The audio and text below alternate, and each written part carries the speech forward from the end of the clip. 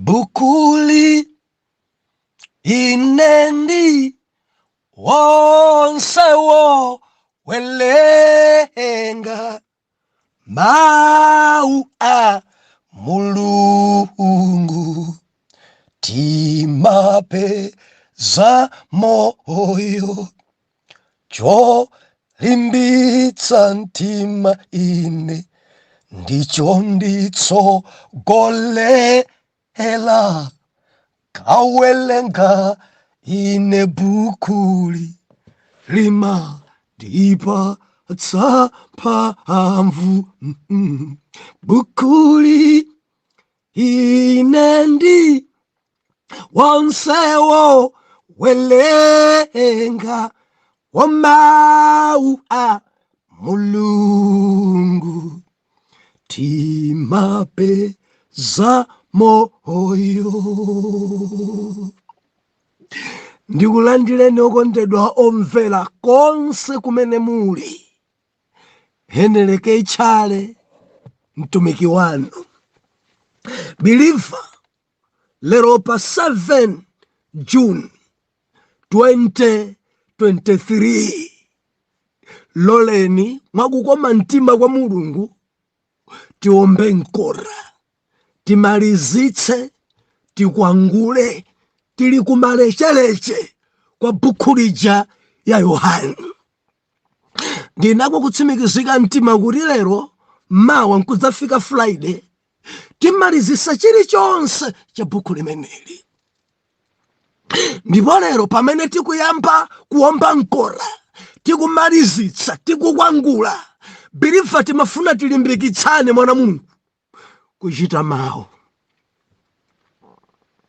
Mwadzadza mbiri opemphera, arambwali, alesi sachita mawu Mulungu, sachita, sasunga mawu, sasamalira zimene Khristu wanena. And buku ya Yohane kumayambiro achitanena pachiyambi panali mawu, ndipo mawu anali kwa Mulungu, mawu ndiye Mulungu, nasandulika mawu nabwera pakati pathu. Believer, chita mawu, samalira mawu, nthunthumira ndi mawu, enda mawu, lemekeza mawu, udzalemekeza mawu Mulungu. Kumva dziko linadzadza ndi anthu ambiri omva. Endi kumva kokhako believer kulibeko chozizwa munthu amene mangomva kumva koma osachita. Adzadza ambiri zipembedzo amamva mawuwo nkumanena kuti God is a man of God, koma sachita. Ngambiri mana Mulungu adzadza kudziko, maina amachaichi ali pwilikiri, mafellowship ali pwilikiri, magulupu a WhatsApp ali pwilikiri, pa internet pwilikiri, ma FB pwilikiri, ma wireless, ma TV pwilikiri. Tsiku lililonse biliva mawu akumvedwa funso nkumati auchitidwa. Bible lina kuti ngodala amene amamva mawu ndi kuchita mawu. Hallelujah. Mumachita mawu Mulungu, mumasamalira. Yohane, buku labwino kwambiri Yohane. Mulungu avumbulutsa zinthu mwana Mulungu mu buku limeneli. Zambiri zaululidwa, zafukulidwa. Funso langa, mukusamalira, mumopa Mulungu. Mudziwa kudziko kuno kwadzadza anthu, mawu Mulungu akamalalikidwa santhunthumira nawo, adafika powazolowera, kufika ponzolowera Mulungu. Believer, anthu adafika pozolowera mawu. nthawi zonse mangomva nthawi zonse kumanguradzi makhala chochi limafuna nene tsiku lina lililonse kumwamba mulungu amakhala ndi liwu pamoyo, mulungu amakhala mchenjezo, mulungu amakhala mcholinga. Koma mawu mulungu kafika pongo azolowera dzimakhala chonchi, dzimakhala chonchi. Bilifa tamvera kudala palibe. Dziko lino likupita ino, ikupita ino dziko lino, koma chilipo chimene sichidzatha. Kodi mmachidziwa? Mawu adzayima, mawu adzayima, zinthu zonse zidzatha koma mawu adzayima, mawu adzayima, mawu adzayima, zonse zidzatha koma mawu adzayima. Mawu biliva zidzatha, uchedwa mzinthu dzakutha dzopanga expire zidzatha. Idzi zimene udzichirika nazo, zimene dzikukutwangwadisazi zidzatha. Idzi zimene dzakupasa bizi, idzi zimene dzikukusokoneza malo ako ndi mulungu zidzatha. Idzi zimene zilipo zibirifa ndimafuna ndichenjeze, samalira mawu, samalira mawu. Dzufunika kwa samalira mawu, dzufunika kwasunga mawu, dzufunika kuyenda m'mawumo, dzufunika kwachita mawu, dzufunika kwasunga mawu. David adari ndidasunga mawu mu mtima mwanga kuti ndisachimwire ine. Mumasunga mawu basa message ikabwera mama wa mbale amene wandi Tchale ndi choncho, Tchale amabaya. Bale mkulu uyu amandidalitsa kudziko kuno anthu amalankhula. Basi message mbale agama amene wagama sizocheza, mkulu uyu amabaya uyu. Funso mkumari muchita mawuwo kapena mudafika pongo azolowera agama kwazolowera Tchale kwazolowera adzitumiki chidango azolowera basi. Haleluya. Timachita pasidwa karunduyi pena pamene timalandira zimene zibiriva misozi machita kugwa. Ikamabwera message kuti pita ukandiuze ananga, pena nkumachita mantha. Message ikamabwera mwana mulungu imene yawe akuifuna pa mtima pake ifikire kudziko biliva, ikamapereke zimandikhudzeni anthu amafika pongo zolowera zimakhala chonchi. And sasamalira mawu adafika pongo zolowera limati nene asamalire mawu, tamachita mawu, tamayenda mawu biliva. Chigonjetso ndicho zizo chili pamene tiuchita mawu, tidzachita mawu, tidzenda mawu. Oh haleluya. Buku la Yohane idagawidwa magawo wanina atatu. Beliva magawo akulu a buku la Yohane alipo atatu. Gawo loyamba kuchokera chapter 1 mpaka na chapter number 12. Chapter 1 mpaka na chapter number 12. Gawo imene ndi gawo 1. Gawo imene timenena kuti ndi utumiki wa Kristo Yesu kuchimpwirikiti madera osiyana. Ngati tinali tonse tinamona Yesu akutumikira magawo osiyana. Tamona Yesu akutumikira ali kuchitsime, Yesu akutumikira kukwari achita dzambiri, apita magawo chuluka. And Yohana mandidalitsa mukamawerenga kalata imene Yohana sakuchedwa kuti ayi pano Maria atenga mimba, ayi pano Joseph ndi Maria aukambirana. Yohana akuyamba pa point, akuyamba mawu. ndipo message imene Yohana adali nayo polemba kalata. Bife tikamalemba kalata timakhati mulembera munthu wina, Kada ikupita kwa my brother, ikupita kwa sister, kada ikupita kwa daddy, kada ikupita kwa president. Bifa kuli makalata kuti iyi ikupita kwa president, anthu amalemba. Iyi ikupita kwa DC, tikuwadandaula zinthu, anthu amalemba. Kalata iyi tikuwalembera polisi, anthu amalemba. Tikuwalembera doctor kalata iyi, anthu amalemba. Koma John polemba leta iyi ankalembera anthu onse. Mukamawerenga makalata enawa mudzamva kuti uyu akulembera Roma, wina akulembera Ayuda, wina akulembera mitundu. Yohani polemba leta imeneyi, Yohani polemba buku iyi akulembera mitundu komanso kulembera Ayuda. Akwalembera Roma, akwalembera mitundu, akwalembera anthu onse, akulembera dziko lonse. Leta ikupita kwa aliyense, leta iyi sikupita ku fuko limodzi, inde leta iyi si asena. Awa ndi mawu amene kupita ku dziko lonse, and Yohana uchita tsindika leta iyi kalata imene njopita kwa anthu onse. Chenjezo ya mkarimo, message ya ikulu mkarimo, mfundo ya ikulu mkarimo ya kuchenjeza Yesu ndi Mulungu. Amauza anthu Yesu ni Mulungu. Musamantenge ngati mwana wa mpalamarabwa, musamantenge ngati mwana wa Maria. Mwa Maria dangodzeramo, mwa Maria dangodzeramo. N'chifukwa chache mukamawerenga buku la Yohani tinalilonse pano. Oh, hallelujah. Pena magare na atate wanga ndi amayanga ndi awalimo muno.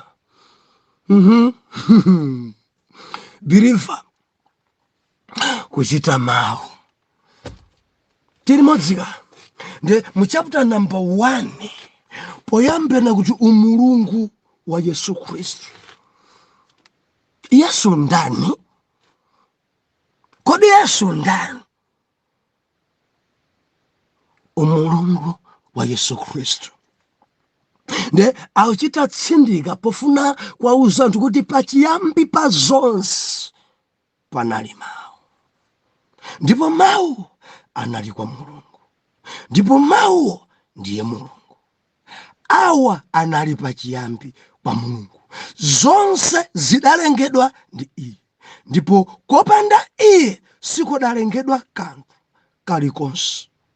Mwa Iye munali moyo, ndi moyowo unali kuunika kwa anthu, ndipo kuunikaku kunawala mu mdima, ndi mdimawo sunazindikire.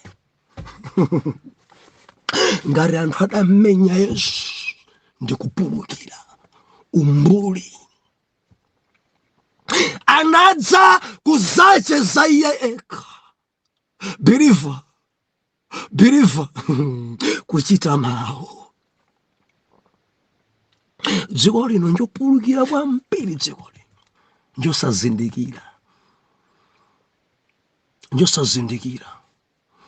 Chichewa china chakusazindikira ndi umbuli, koma nchopweteka. Kusamdziwa Yesu ndi umbuli, kunyoza Yesu nkusazindikira, kusampembedza Yesu ndi umbuli, kusamulambira Yesu nkusazindikira. Hallelujah. Pachiyambi pa zonse padali Mawu.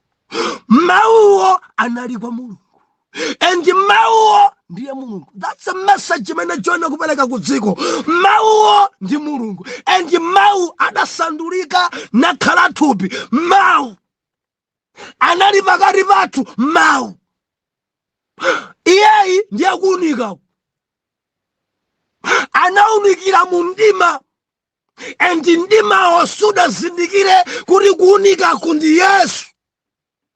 Akuunika ndi Mulungu sanadziwe. Kupulukira kunadzadza ku dziko, chipembedzo chidalowa. Ambiri nkamuyembekeza Yesu kuti akhoza kutsika pa chigaleta cha mmwamba chimene Eliya adakwera. Ankayembekeza adzibwera mmwambamo, mphezi nkumalira nkumagunda, didi hosana didi. Believer nkuti nthawi imene ansembe awerenga malemba akuyembekeza kuti adzabadwa, akuyembekeza kuti mpulumutsi akubwera. Ansembe, aneneri akuyembekeza. mmene adabadwira Yesu ndodorido, adapanga odziwa kukhala osadziwa, adapanga ophunzira kukhala mbuli, adapanga anthu odalirika kukhala osadalirika, adapanga akuluakulu kuganiza ngati makanda, adabadwa mwedodorido si zimene dziko imayembekezera. Zotsatira zake brifa, ansembe adakhala otsutsana ndi Khristu, aja osunga malamulo, Afarisi adazunguzika, Asaduki adazunguzika, alembi kudali kulumana wasamvesesa kuti Yesu ndi Mulungu. Haleluya. Ndiyo zozizwa zikuyamba mchapter number 2. Adamuyitanira anthu kuukwati, mubwere kuukwati kuno. Haleluya. Ndi adapita kuukwati, tili modzi na Mulungu. Adapita kuukwati. Before kupita kuukwati,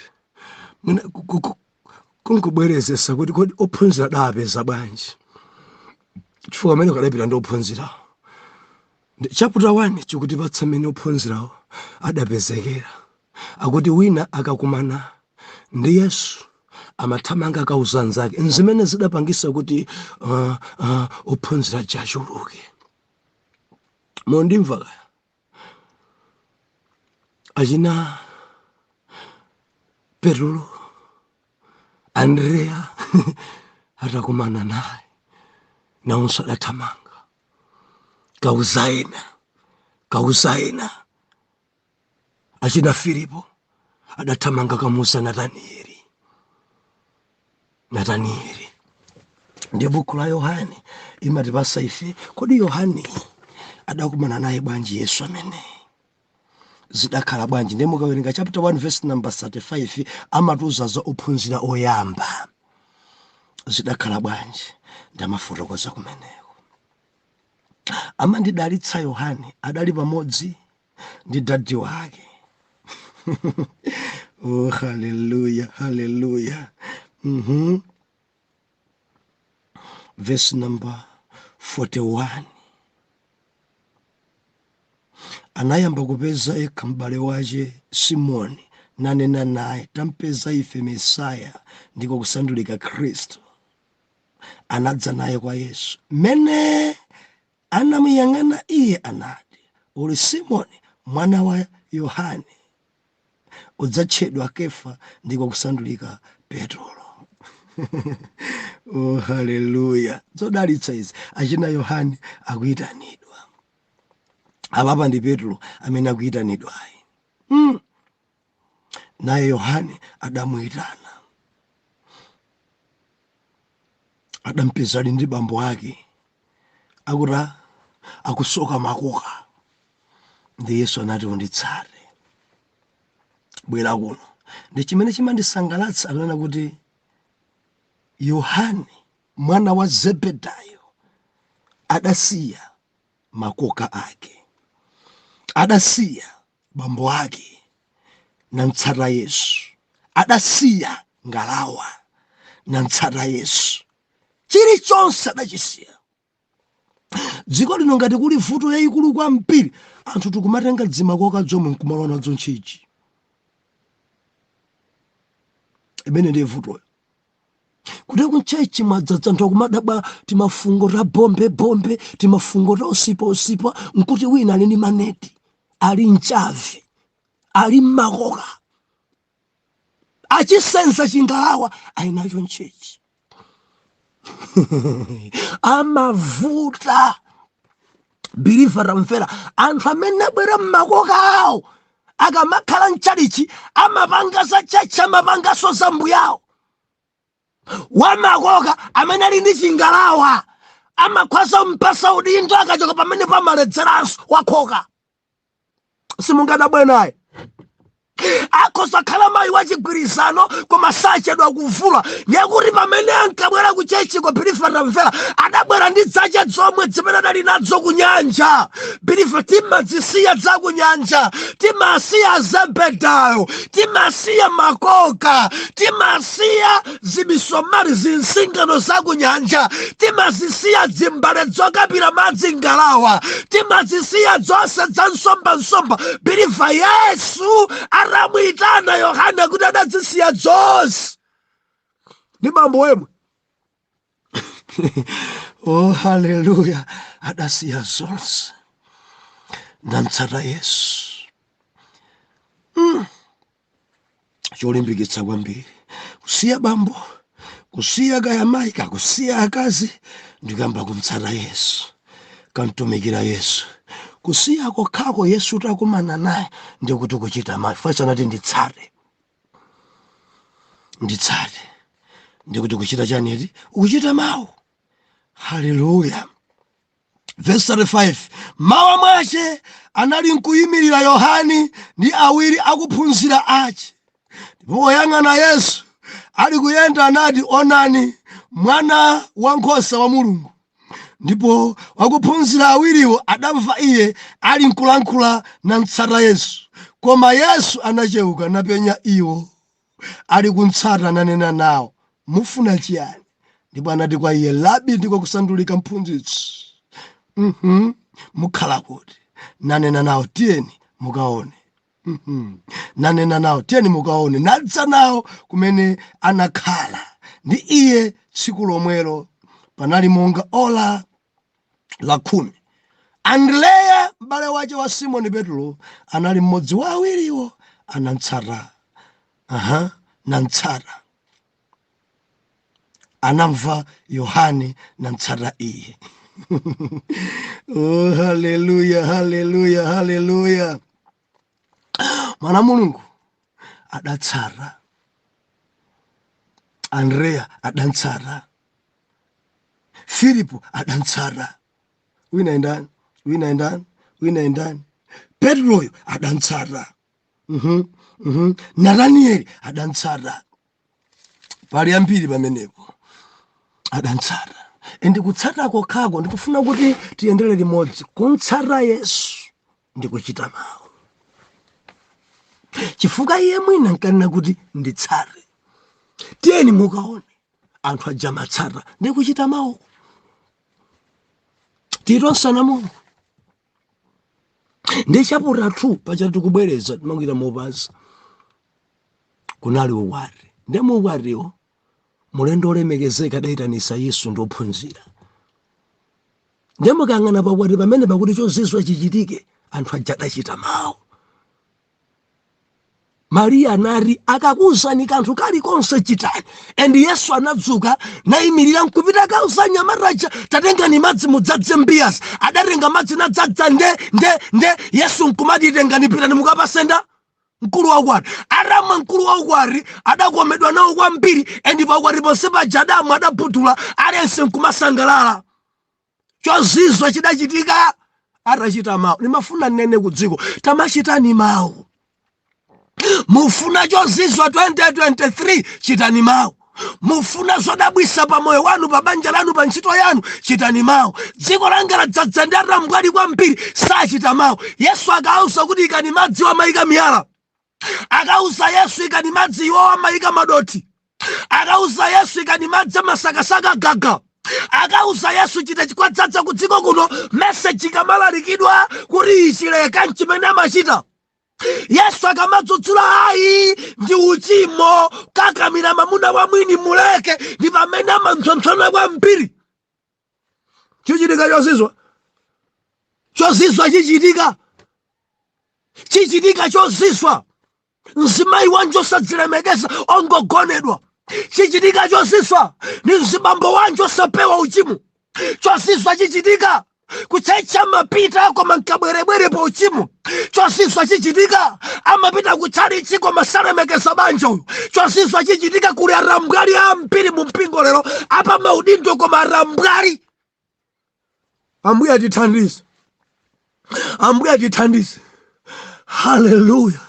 Dei nadabe santhu kuchita pada. Chapter 2 chomwecho pada agulisa malonda nchechi. Yesu adathamangitsamo chokani chosani isimu. Hallelujah. Gawo loyamba ya utumiki wa Yesu paja ndikuti ni magawo atatu m'buku la Yohane.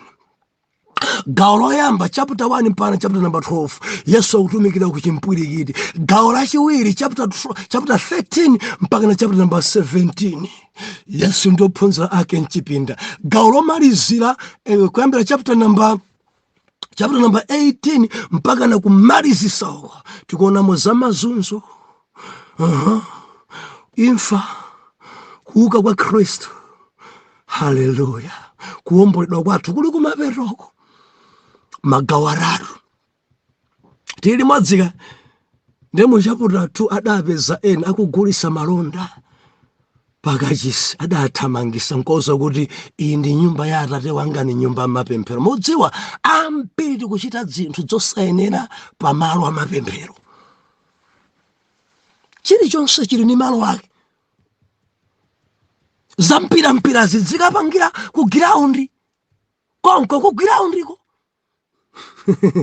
osati nchalichi. Yesu adathamangisa malonda tidzipangira kunsika, osati nchalichi. Maisandusa phanga la malonda, malo oyera khale oyera, adathamangisa.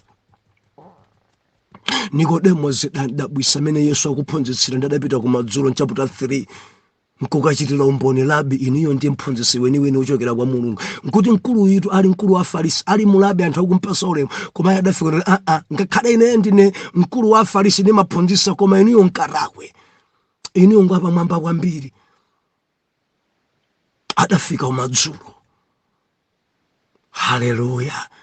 Ndi Yesu adampa mphunzitsa, atamphunzitsa Nikodemo adazunguzika, ningabadwe bwanji? Nditani? Ndilo waso mimba? Hallelujah. Chapter number 4 mpamene tikuona ife Yesu ni mkazi wa Samaria wagwira miyambo. Ife ngati Samaria sitimamwerana ndi Ayuda. Chitsime chino cha Yakobo, bwanji mundipempha madzi, simumadziwa miyambo, kapena ndiwe mwana sudziwa chikhalidwe. Bwanji inu mumapembedza kwanuko, ife timapembedza paphiri. Yesu anati kuti ukadangozindikira mkaziwe, ukadamgompasa madzi amene ukulankhula naye, endi akadakupasa madzi osefukira kumoyo, woti sudzamvaso ludzu. Mkazi uja dodolido wasadzimvese kuti Yesu akulankhula chani. Atakopeka mpena ngati amene ankanena kuti mundipase madzi, Yesu akuti akamwitane mamuna wako, mzimayi akuti ndilibe mamuna. Yesu ati nzonadi mamuna unaye mbwa nambala 5 si wako. Amama mbwa nambala chani mamuna amene muli naye? Apa muvi ubaya basi. Dziko langa la dzadza zimene zikusintha amuna. Yesu adari wanena bwino chifuka mamuna ameneyi mbwa nambala ndi ukampa ndi ambiri. Amama mbwa nambala cha wina tabusa ine nambala 4 si wanu, wina tabusa ine nambala 5 si wako, abusa ine mbwa nambala 6. Chachitika nchani kuti ufike nambala 6? Believer tikukamba papa chikhristu tamverani, mudzichita mawu mpaka na nambala 6. Yesu akuti si wanu vigololo. Mbwa nambala chani amkamawo ndi anambala chani abanda. Mukamati daring funso nkumati ndi anambala chani, nanga nambala 1 ali kuti, nambala 2 adanka kuti, wachitatuja adanka kuti, banjalo lidatha bwanji? Yesu anena kuti ngati apambana awiri ameneyo si wanu. Atabusa daithesa pakoti pepa ladapasida adatipasa majesty divorce idata. Yesu akuti si wanu pamawawa wapadziwa wadzenedzene, si wanu madala. Mkazi wa namba 1 ali kuti, mkazi wa nambala 2 ali kuti, mkazi wa nambala 3 ali kuti. Kodi onsewo ngolakwika kapena mzimu wa chilakolako? Yesu anena kuti si wanu. Kuchita mawu pompo mzimayi adathamanga pitaka umudzi mwachikanena ndakumana naye anthu usazanga zonse amene ndi Yesu basi tiyeni mukamuone mudzi wonse udakhamukira ku chitsime. Yesu ndikuwaphunzitsa 2 days koma adalalikira hule adakumana ndi Yesu adachita mawu hule adabona nakhala mulaliki mudzi mwawo. Believer ukatembenuka mtima umayamba mudzi mwako, ora kunyonse umayamba mudzi mwako, kadzi kukumba dzaka umayamba mudzi mwako, anthu amachitira umbonizo anadi uyu adali huloyu abona umayamba mudzi mwako. Believer mkazi uyuyu adayamba lalikira mudzi. Tiyeni mukamuone ku chitsime, anthu usazanga zonse Yesu amene tiyeni mukamuone. Khristu olonjezedwa anthu usachilichonse tiyeni mukamuone adalalikira kuchita mawu. Haleluya. Tayabone matamanga paja tikungomba mkora apapa ndikuti tukamba sachimpwirikiti chotumiki wa Yesu. Mpaka na tsiku lina ena adabwera naye mzimayi ogwida mchigololo aruyu tampeza tinkende miyala Yesu akuti amene sadachimwa yambe kungenda usajabalala. Tisene pamene palero bwanji wiki tikuomba mkota tikukwangula langizo langa lero mudzachita mawu a Mulungu usamazolowera satumiki amene ndimadzwana naye amene amakhala ndi liwu tsiku limenelo. Tipemphere Atate tipaseni mzimu wochita mawu, tisamazolowere mawu anu, tidzachita tidzinthumira nawo ende tidzasunga kuti tisachimwire inu. Mwa Yesu Khristu era mtima tiyankhe kuti amen and amen.